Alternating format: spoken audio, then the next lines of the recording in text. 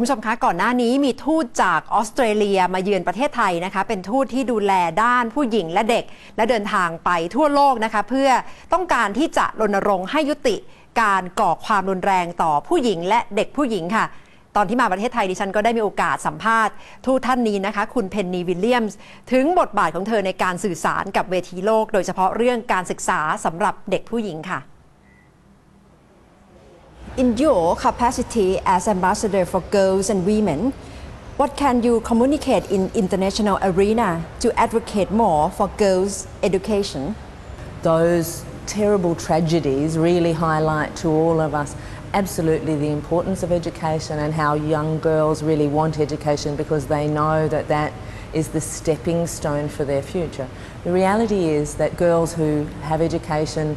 their families, when they have children, their babies live longer. They have lower maternal mortality rates. Their children are able to have more opportunity to come out of poverty. So there really is an economic imperative, a driver for education. In my role, I have that task to advocate on their behalf, to talk about why education is important for all of us. Education also helps change attitudes over time. It changes entrenched attitudes towards women and girls. So it really is a critical foundation for all the work that I do. Australia, in terms of its aid program, is really committed to our investments in education globally because we understand the importance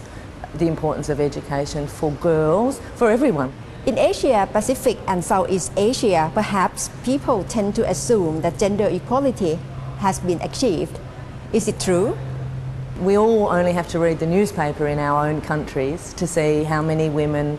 are killed by their husbands or their boyfriends every week to realise that we still have entrenched problems around violence. So we can't say that, we can say that we've made some progress, but I think all of us need to acknowledge that at the same time we still face challenges and that our women and girls face challenges and that we need all to work together to be able to overcome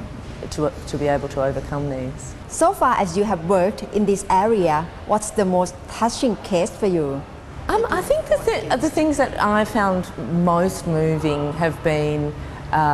some of the men, actually, who play roles as male advocates. I was in Vanuatu and a man who was a village chief walked about 3 hours through the jungle to come and tell me about the role he played as a male advocate in his village to stand up against violence against women. And when you see brave men like that, men who stand up and say that they won't accept violence and men who talk to their friends and say don't hit your wife, I think I'm quite moved by that and I think that all of us in our own communities know that there are men who do that and that we all really need to acknowledge them and respect them because men and boys are very critical to overcoming the problems and challenges that we face.